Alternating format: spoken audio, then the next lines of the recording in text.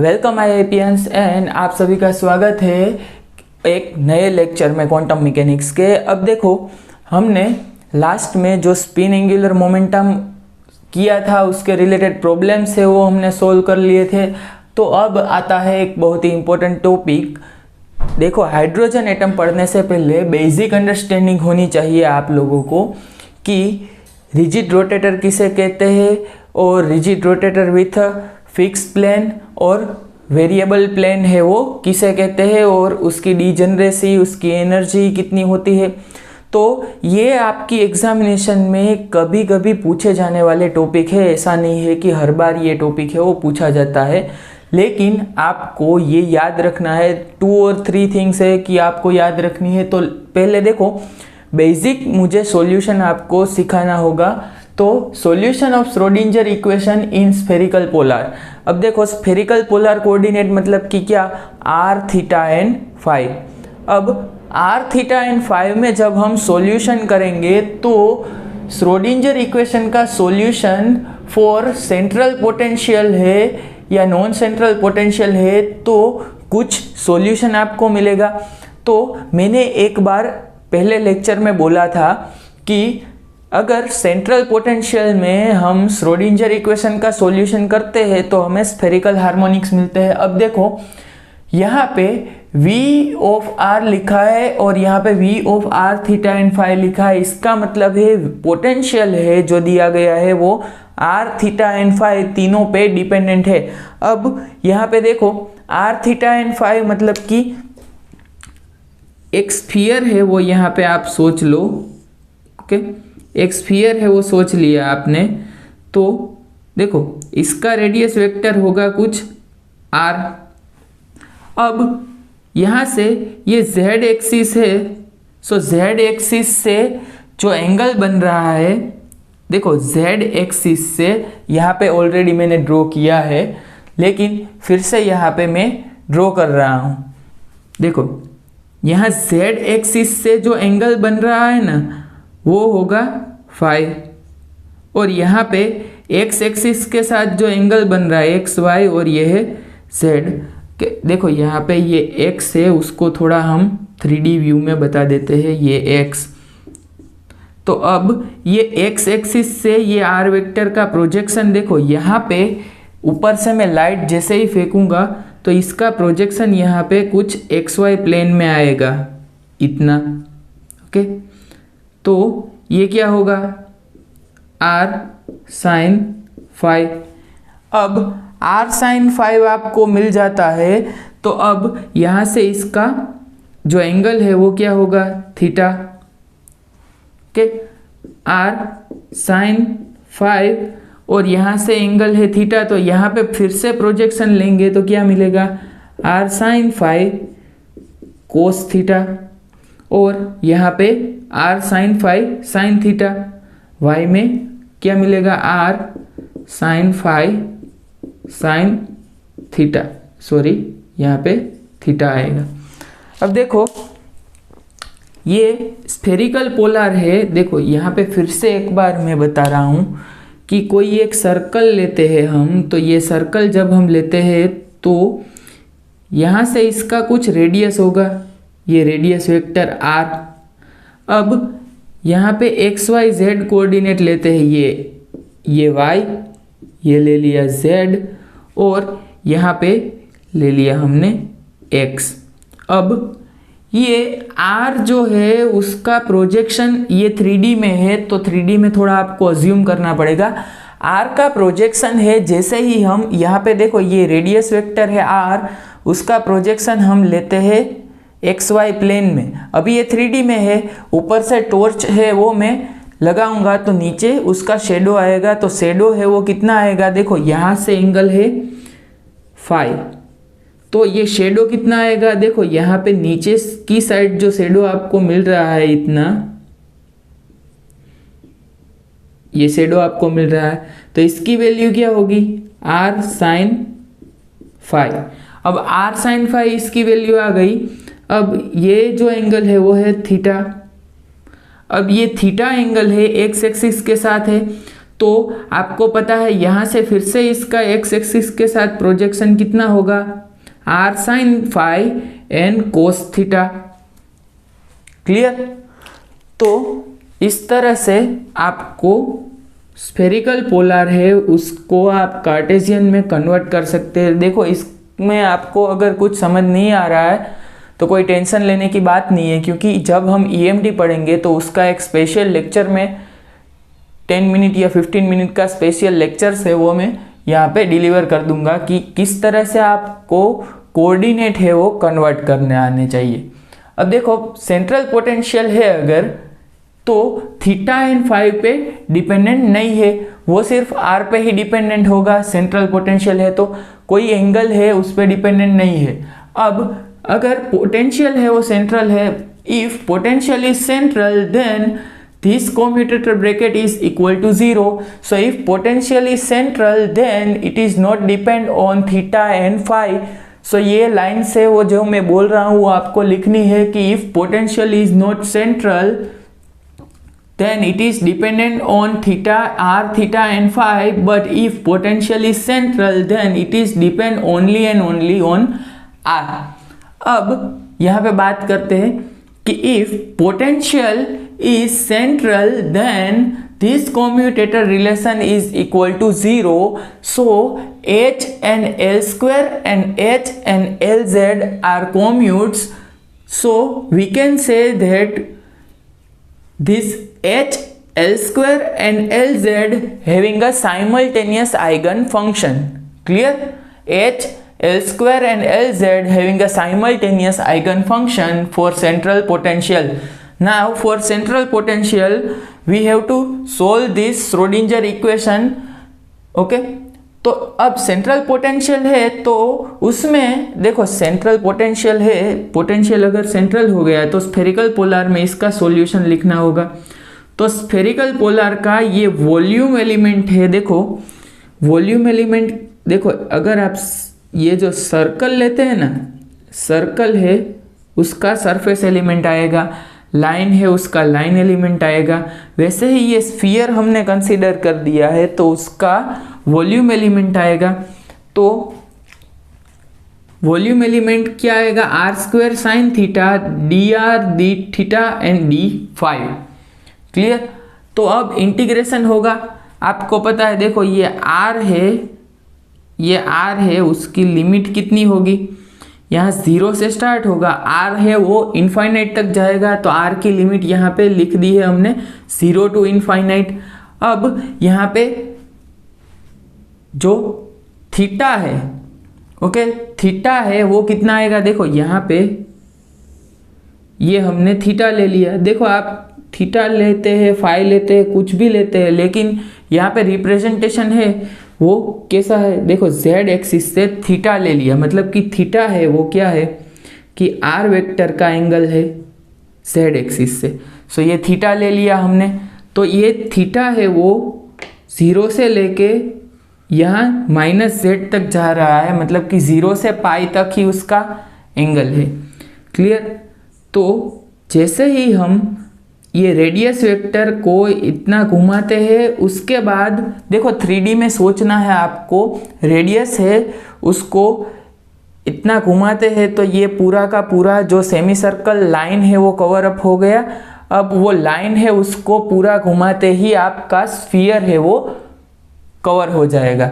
तो अब ये थीटा आ गया और ये एक्स एंड वाई एक्सिस है, देखो एक्स और ये वाई एक्सिस है, यहाँ पे इसको सर्कल में घुमाने से आपका जो पूरा स्फीयर है वो कवर अप हो जाता है। तो ये सर्कल में घुमाते हैं तो इसकी लिमिट 0 टू 2 पाई आ जाती है। तो यहाँ पे देखो r की लिमिट 0 टू इनफाइनाइट आ गई, थीटा की लिमिट क्या आ गई 0 टू पाई, एंड जो फाई है उसकी लिमिट आ गई 0 टू 2 पाई। फाई है वो बेसिकली क्या है, एक्स एक्सिस से एंगल है वो 0 टू 2 पाई है वो घूमेगा। अब यहाँ पे इसके जो डिफरेंट पार्ट्स है वो यहाँ पे मैंने लिखे हैं, देखो यहाँ पे आर स्क्वायर, देखो साई स्टार साई को मैं लिख सकता हूँ मोड साई स्क्वायर, तो यहाँ पे इसी वजह से मैंने लिखा है आर स्क्वायर और ये जो आर के इंटीग्रेशन से आर के डिपेंडेंट इंटीग्रेशन से वो मैंने एक इंटीग्रेशन में लिख दिए, थीटा डिपेंडेंट लिख दिए, फाई डिपेंडेंट लिख दिए। तो यहाँ से आप देखो ये नॉर्मलाइजेशन कंडीशन भी मैंने आपको लगा दी है। तो यहाँ से आप जैसे ही निकालेंगे तो ये जो आ रहा है उसको रेडियल प्रोबेबिलिटी डेंसिटी कहते हैं। क्या कहते हैं? यहाँ पे mod r square d r, इसको कहते हैं radial probability density. Radial probability density. देखो ये मैं इसलिए बता रहा हूं कि एक या दो क्वेश्चन है शायद ही पूछे जाते हैं, लेकिन एक क्वेश्चन भी आपके लिए इतना इंपॉर्टेंट है। अब इन दोनों को मिला के मैंने बोला था कि देखो YLM बोला जाता है, YLM, या इसको YLM भी बोला जाता है। तो ये दोनों को मिला के जो बनता है उसे कहते हैं, देखो ये YLM, यहाँ पे इसको, ये दोनों को जब हम मिलाते हैं, ये हम नहीं लिखते अभी, आपके लिए ये काम का नहीं है, इसको एंगुलर प्रोबेबिलिटी डेंसिटी कहते हैं। क्या कहते हैं? Angular probability density.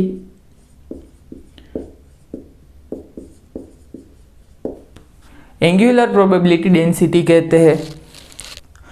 अब यहाँ से आपके लिए सिर्फ इतना ही जो काफ़ी था कि किस तरह से आप ये सॉल्यूशन कर सकते हैं श्रोडिंगर इक्वेशन का। ये आपके लिए अभी बहुत ही लेंथी डेरिवेशन हो जाएगा, आप कंफ्यूज हो जाओगे।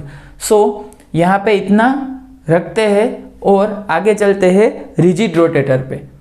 अब देखो रिजिड रोटेटर है वो किसे कहते हैं कि जैसे टेनिस बॉल होते हैं, दो टेनिस बॉल है, उसको मैंने कनेक्ट कर दिया है एक रिजिड रोड से। रोड मतलब कि जो आयरन रोड होता है उससे कनेक्ट कर दिया है। तो अब ये किस तरह की कॉन्फ़िगरेशन हो गई? इस तरह की, देखो क्लियर। अब ये बॉल से वो ये जो रोड है उसकी लेंथ है वो कुछ L है फिक्स। तो ये बॉल से वो L लेंथ से ऑलवेज सेपरेटेड रहेंगे, ये चाहे घूमते हो या ट्रांसलेशन मोशन करते हैं, मतलब कि XYZ प्लेन में मोशन कर रहे हैं। तो अभी यहाँ पे देखो इसको हटा रहा हूँ। तो मैंने जो भी चीज़ें बोली है वो भी आपको याद रखनी है। ऐसा नहीं है कि जो लिखा है वही आपको याद रखना है। मैंने बोला है कि सेंट्रल पोटेंशियल है, उसमें श्रोडिंगर इक्वेशन का सॉल्यूशन करने से क्या आएगा? स्फेरिकल हार्मोनिक्स आएगा। तो ये क्वेश्चन है वो भी पूछा जाता है। तो आपको स्फेरिकल हार्मोनिक है, अपना आंसर लिखना है। अब देखो purely circular motion and fixed radius होती है। तो मैंने यहाँ पे बता दिया है कि रिजिड रोटेटर किसे कहते हैं कि अब ये एक्सिस के थ्रू, देखो यहाँ पे एक्सिस है और ये टेनिस बॉल ये रोड के थ्रू रोटेट कर रहे हैं, तो इसको रिजिड रोटेटर कहते हैं। अब उसकी प्योरली सर्कुलर मोशन होती है एंड फिक्स्ड रेडियस होती है। रेडियस है वो फिक्स होती है, इसलिए इसको रिजिड बोलते हैं। और मोशन कितनी होती है? सर्कुलर, प्योरली सर्कुलर मोशन, मतलब कि उसमें कुछ भी ट्रांसलेशन मोशन है वो नहीं आती है। अब यहाँ पे देखो रिजिड रोटेटर के टू टाइप्स है। एक है rigid rotator with fixed axis of rotation, और we can say that fixed plane of rotation. अब यहाँ पे देखो ये जो टेनिस बॉल की कॉन्फ़िगरेशन मैंने बताई है उसमें यहाँ पे जो बोर्ड के परपेंडिकुलर में यहाँ पे ड्रिल से होल कर रहा हूँ और अब इसको घुमा रहा हूँ, तो ये बोर्ड के प्लेन में ही घूमेंगे, ये बोर्ड के प्लेन में ही घूमेंगे। ऐसा नहीं है, देखो आप थोड़ा अज्यूम करना शुरू कर दो, क्योंकि EMT है उसमें पूरी की पूरी डायरेक्शन और सभी चीज़ें हैं वो मैं आपको अज्यूम ही करवा रहा हूँ, इमेजिन ही करवाऊँगा। अब देखो यहाँ पे होल कर दिया है, तो इसका मतलब है कि ये परपेंडिकुलर ही बोर्ड के जो प्लेन, बोर्ड का प्लेन है उसमें ही घूमेंगे, ये एक्सिस के परपेंडिकुलर। अब ये हो गया हमारा फिक्स्ड प्लेन ऑफ रोटेशन। अब यहाँ पे ऐसी बात करता हूँ कि जो हमारी एक्सिस है वो भी घूमती है। अगर एक्सिस भी हमारी मूव कर रही है तो वो रिजिड रोटेटर है वो वेरिएबल प्लेन में मूव करेगा। मतलब कि कभी बोर्ड के पैरेलल प्लेन में मूव कर रहा है, बोर्ड के प्लेन में मूव कर रहा है, कभी बोर्ड के परपेंडिकुलर प्लेन में मूव कर रहा है, कभी बोर्ड से 45 डिग्री के प्लेन में मूव कर रहा है।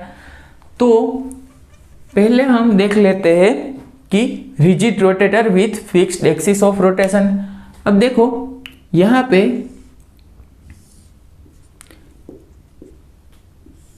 कोऑर्डिनेट्स है वो यहाँ पे ड्रॉ कर रहा हूँ। ये है x, ये y और ये z। x क्रॉस y करने से z आपका आ रहा है। देखो x y करने से z आपका मिल रहा होगा।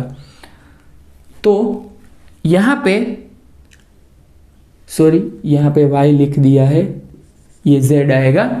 अब यहाँ पे कोई आपका जो रिजिड रोटेटर है वो घूम रहा है xy प्लेन में।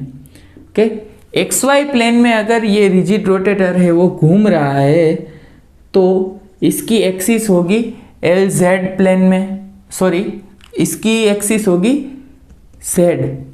तो अब देखो R इक्वल टू क्या होगा, फिक्स्ड रेडियस है R,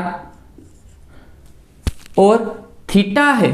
थीटा मतलब क्या है, देखो ये थीटा है, Z एक्सिस से एंगल। तो देखो यहाँ पे आपको पता है कि ये है XY प्लेन, ये देखो ये X ये Y। अब Z है वो किस तरह है, बाहर की तरफ। आप जो वीडियो देख रहे हैं वो मोबाइल के परपेंडिकुलर, लेकिन बाहर की तरफ। तो बाहर की तरफ जो Z है उसमें अगर मैं यहाँ से 90 डिग्री का एंगल लूँ, यहाँ से 90 डिग्री का एंगल ले रहा हूँ तभी XY प्लेन मिल रहा है। तो ये 90 डिग्री का एंगल है वो यहाँ पे दिखाया है, थीटा इक्वल टू है 90। अब थीटा आपका 90 आ गया है, मतलब कि वो XY प्लेन में रोटेट कर रहा है। क्लियर। अब XY प्लेन में रोटेट कर रहा है मतलब कि थीटा है 90 और यहाँ पे मैंने बता दिया है V है आपका कांस्टेंट। V अगर कांस्टेंट है तो हैमिल्टोनियन अगर आप लिखेंगे तो क्या आएगा, LZ स्क्वायर बाई 2I। अब ये रिजिड बॉडी डायनामिक्स जब हम पढ़ेंगे, rigid body dynamics in classical mechanics,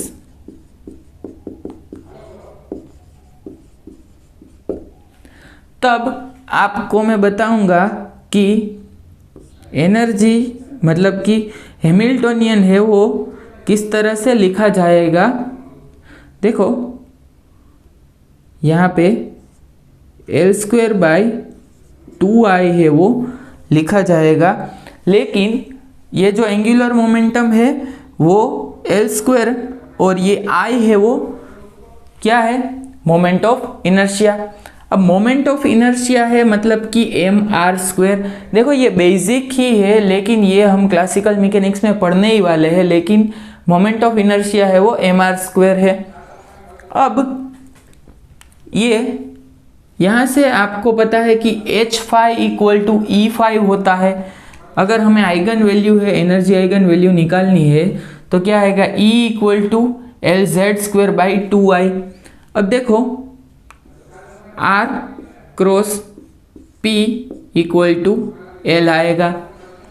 तो यहाँ पे देखो, यहाँ पे R है, ये रेडियस है। अगर यहाँ पे इस डायरेक्शन में घूम रहा है तो यहाँ पे इसका मोमेंटम P हो जाता है। तो जैसे ही आप R क्रॉस P करेंगे, देखो यहाँ पे R, अब यहाँ से इस डायरेक्शन में R क्रॉस P करना है। देखो R क्रॉस P करेंगे तो क्या आएगा, देखो R क्रॉस P मतलब कि अगर आप यहाँ पे ये X में है, यहाँ पे Y में है और ये R है, इसको एक्सटेंड कर रहा हूँ, यहाँ पे P है, तो R क्रॉस P करेंगे। देखो ये R cross P, finger R की डायरेक्शन में रखना है, R से P तक कर्ल करना है। R से P कर्ल करेंगे तो थंब है वो बाहर की तरफ आएगा, तो एक्स वाई और थंब है वो Z की तरफ आएगा। तो ये बेसिकली LZ मतलब कि Z डायरेक्शन का एंगुलर मोमेंटम है वो दिखा रहा है। तो यहाँ से ही मैंने ये डायरेक्टली लिखा है कि LZ है वो, देखो E equal to LZ square by 2I। अब LZ की वैल्यू आपको पता है, LZ की आइगन वैल्यू क्या होगी, LZ की आइगन वैल्यू होगी MH कट, तो LZ का स्क्वायर करेंगे तो क्या आएगा M स्क्वायर, H कट का स्क्वायर, और यहाँ पे 2I और यहाँ पे भी 2I। सो ये आपकी एनर्जी आ गई। तो rigid rotator with fix axis of rotation है, तो उसकी एनर्जी है वो क्या आएगी, उसकी एनर्जी क्या आने वाली है, देखो ये एनर्जी आएगी। अब यहाँ पे बात करते हैं कि डीजेनरेसी कितनी होगी। तो अभी आपको पता चल गया है कि सेम एनर्जी वैल्यू के लिए डिफरेंट एनर्जी आइगन स्टेट मिलेंगे तो वो उतनी डीजेनरेसी होगी। तो देखो डीजेनरेसी कितनी है कि L इक्वल टू अगर 2 है तो M है वो कितना होगा 2 1 0 -1 -2। क्लियर। अब M स्क्वायर होगा तो क्या आएगा आपको 0 +-1 +-2। ओके, अब देखो +-1 करेंगे तो M स्क्वायर है वो प्लस M की जगह पे +-1 लिखेंगे तो M स्क्वायर तो 1 ही आएगा। जैसे ही हम 2 या -2 लिखेंगे तो M स्क्वायर है वो कितना आएगा, देखो इसका स्क्वायर ही हो जाएगा।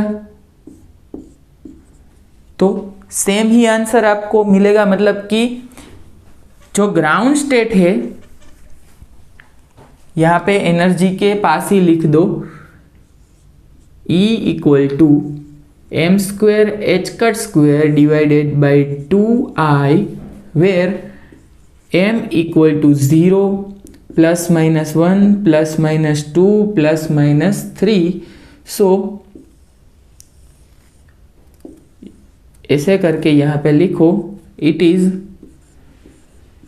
नॉन डीजेनरेट, मतलब कि ग्राउंड स्टेट, जो ग्राउंड स्टेट है वो नॉन डीजेनरेट है। Ground state is non degenerate and except the ground state all state are doubly degenerate. Doubly degenerate, अब डबली डीजेनरेट स्टेट है मतलब कि देखो यहाँ पे जैसे ही मैं +-1 पुट करूंगा M की जगह पे, +1 पुट करने से H cut square by 2I आ रही है वैल्यू, और -1 पुट करने से भी H cut square by 2I आ रही है वैल्यू। देखो एनर्जी की value H cut square by 2I मिल रही है, किसके लिए, M इक्वल टू +1 और -1 के लिए। तो ये दोनों के लिए सेम वैल्यू आ रही है, तो यहाँ पे ये दोनों है वो यहाँ पे 2 डीजेनरेसी नंबर ऑफ डीजेनरेसी कितनी आ रही है, फोल्ड ऑफ डीजेनरेसी 2 मिल रही है, मतलब कि ये डबली डीजेनरेट स्टेट है। या आपको पूछा जाए कि fold of degeneracy for rigid rotator कितनी आएगी, तो आपको क्या लिखना है, ग्राउंड स्टेट अगर दिया गया है तो नॉन डीजेनरेट, और फर्स्ट एक्साइटेड स्टेट या सेकंड एक्साइटेड स्टेट दिया गया है तो डबली डीजेनरेट। क्लियर। तो अब यहां से आगे चलते हैं, और देखो यहाँ पे मैंने वेव फंक्शन भी लिखा है कि जो फाई डिपेंडेंसी है उसका वेव फंक्शन किस तरह से, जो नॉर्मलाइज वेव फंक्शन है वो किस तरह से डिनोट किया जाता है, 1/√2π e⁻m फाई। अब ये जो वेव फंक्शन है वो आप इजीली कहीं पे भी फाइंड करोगे। तो देखो अगर इस तरह से लिखा है, आपको वेव फंक्शन दिया गया है ये 1/√2π और ई रेस टू माइनस आयोटा 2 तो इसका मतलब क्या है कि m की वैल्यू है -2। m की वैल्यू क्या आएगी -2। अब यहाँ पे ऐसा दिया गया है माइनस आयोटा 5 तो m की वैल्यू क्या आ जाएगी -1। अगर यहाँ पे माइनस नहीं दिया गया है तो m की वैल्यू आ जाएगी +1। तो ये बेसिकली यहाँ पे जो आयोटा 5 का कोएफिशिएंट होगा विथ साइन वो m की वैल्यू रिप्रेजेंट कर रहा होगा। ये मैं आप हाइड्रोजन एटम जब हम पढ़ेंगे इसके बाद यही लेक्चर में टॉपिक होने वाला है, तभी हम ये भी डिस्कस करेंगे कि किस तरह से आप इजीली फाइंड कर सकते हैं n, l, n, m की वैल्यू, मतलब principal quantum number, angular quantum number and magnetic quantum number की वैल्यू। तो ये rigid rotator with fix plane हो गया। अब इसके बाद शुरू करेंगे हम rigid rotator with variable plane. Clear? तो यहाँ पे देखते हैं rigid rotator with variable plane. अब rigid rotator with variable plane इसका मतलब है कि r है वो तो फिक्स ही है क्योंकि रिजिड रोटेटर है। अब वेरिएबल प्लेन मतलब कि थीटा एंड फाई है वो वेरिएबल है।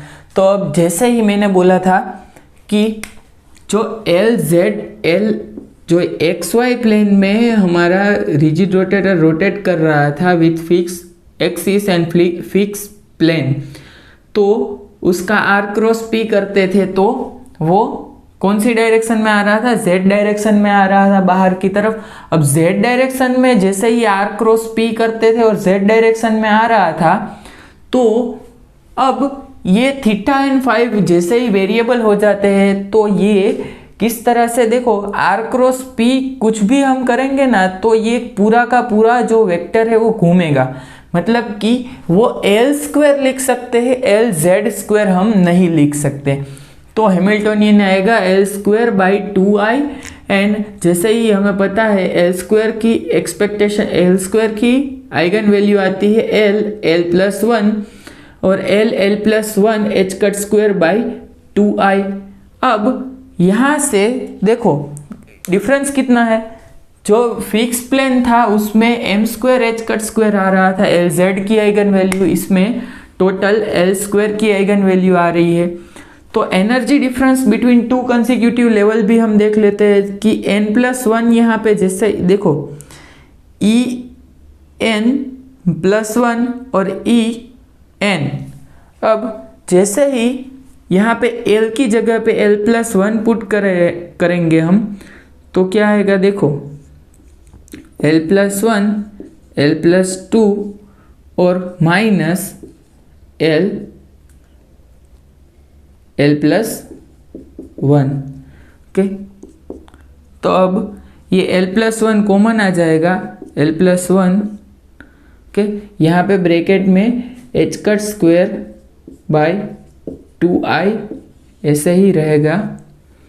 अब देखो L+1 यहाँ से कॉमन आ गया तो L+2 माइनस L, मतलब कि यहाँ से सिर्फ 2 आ गया, h²/2I।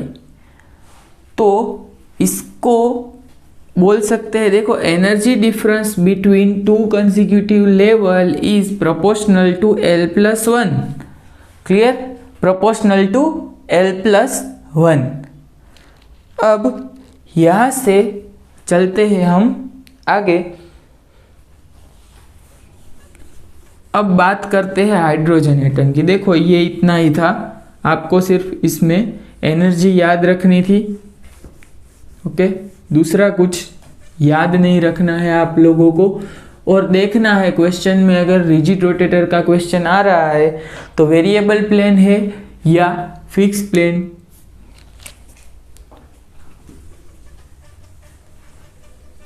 अब हाइड्रोजन एटम की बात करते हैं तो चलो यहाँ पे टाइटल लगा दो हाइड्रोजन एटम। पहले बेसिक डिस्कस करेंगे,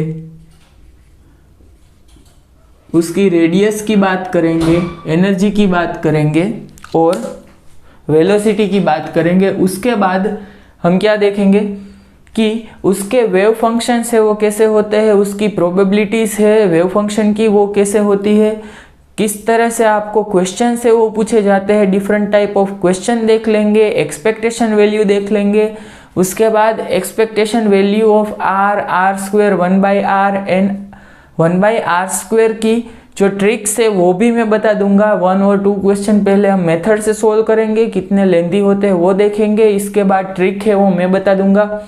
आपको ट्रिक भी याद रखनी है, मेथड भी याद रखनी है। देखो मेथड है उससे तो एग्जामिनेशन में आप कभी भी सोल्व नहीं कर पाओगे, एग्जाम जो क्वेश्चन होता है वो, तो आपको ट्रिक तो याद रखनी है लेकिन मेथड भी याद रखनी है। अब ये जो ट्रिक है इसके बाद जो क्वेश्चन है वो आपको मैं होमवर्क में दूंगा, वो आपको करने हैं। तो हाइड्रोजन एटम की मैंने जो हमारी जो स्टेप वाइज जो प्रोसेस है वो मैं बता दी है कि किस तरह से हम प्रोसीड करेंगे। तो यहाँ पे देखो हाइड्रोजन एटम है, मतलब कि एक यहाँ पे पोटेंशियल अगर हम बात करें तो पोटेंशियल होगा हमारा, सेंट्रल पोटेंशियल होगा, और पोटेंशियल V है वो किस तरह से दिखाया जाएगा, -1/4 epsilon 0 Z(E²/r). Potential is inversely proportional to R radius. अब Z है वो क्या है, एटॉमिक नंबर जो कि है 1, और E है वो चार्ज ऑफ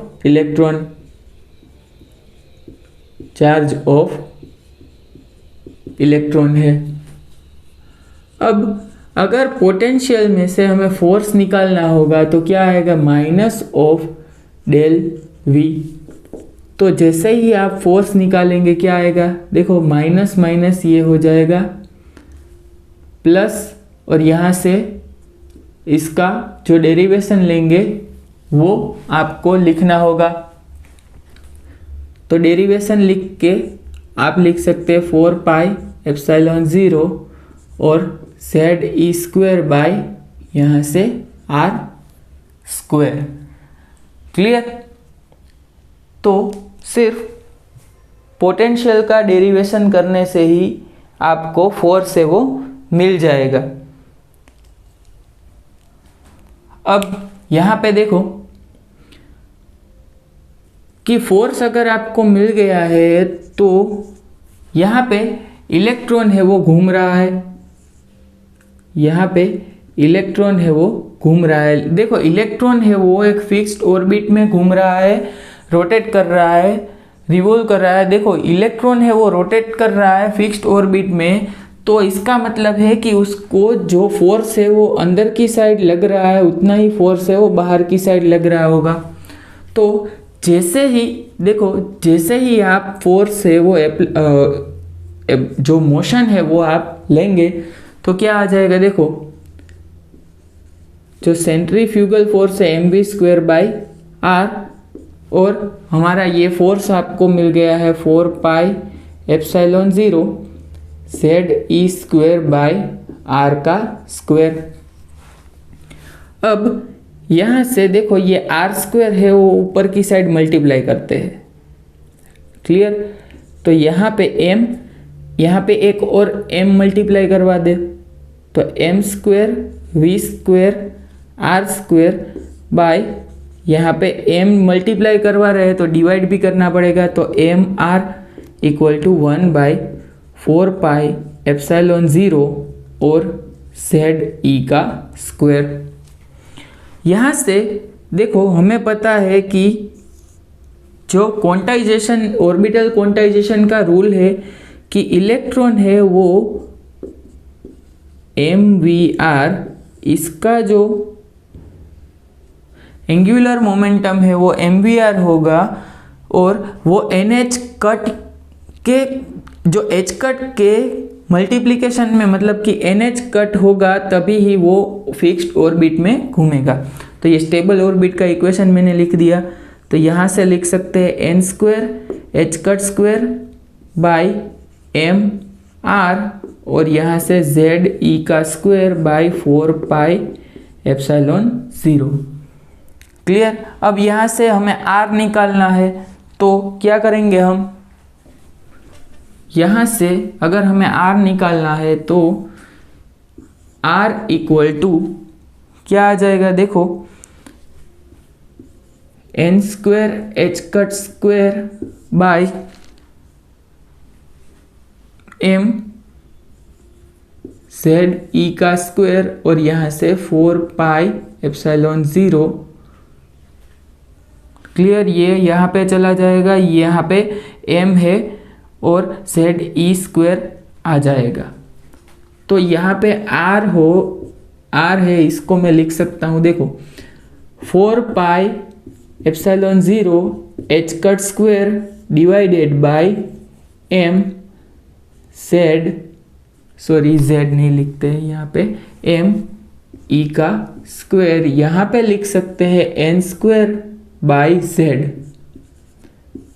देखो इसलिए मैंने ऐसा इसलिए लिखा है कि आपको पूछ रहे हैं कभी कभी कि ये जो एन स्क्वायर बाई जेड है वो प्रोपोर्शनलिटी है। देखो यहाँ पे सभी चीज़ें है वो कांस्टेंट है, मास है कांस्टेंट, चार्ज कांस्टेंट, ये प्लांक कांस्टेंट, एप्सिलॉन 0 की वैल्यू कांस्टेंट, 4 कांस्टेंट है, पाई कांस्टेंट है।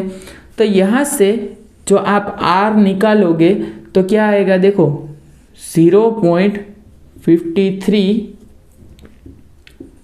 एंगस्ट्रॉम, ये आपको फर्स्ट बोहर रेडियस मिलेगी, जहाँ पे n इक्वल टू है 1 और z इक्वल टू 1।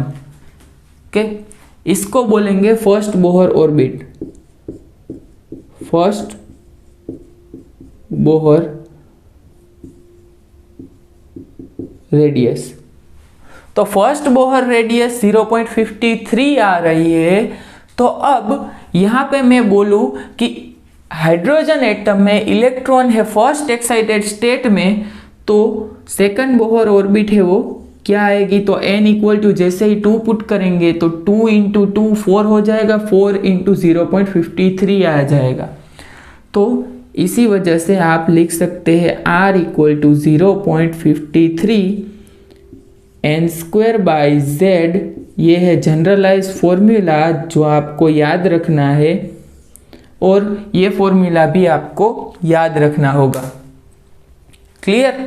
तो r की वैल्यू किस तरह से यहाँ पे देखो मैंने डिराइव करके आपको बता दी, ऐसा नहीं है कि डायरेक्टली मैंने बता दिया है। फोर्स है सेंट्रीफ्यूगल फोर्स, और जो अंदर की साइड लग रहा है जो कूलम्ब एट्रैक्टिव फोर्स, वो और सेंट्रीफ्यूगल फोर्स इक्वल होंगे तभी ही वो स्टेबल ऑर्बिट में घूमेगा। तो यहाँ से जो सिर्फ NH cut equal to MVR है वो मैंने लिखा है, वो भी आपको पता होना चाहिए, क्योंकि ये 10th में आता है कि इलेक्ट्रॉन ऐसी ही ऑर्बिट में घूम सकता है जहाँ पे उसका एंगुलर मोमेंटम है वो NH कट होगा। तो ये फर्स्ट बोहर रेडियस का इक्वेशन यहाँ पे मैंने लिख दिया है। अब देखो यहाँ पे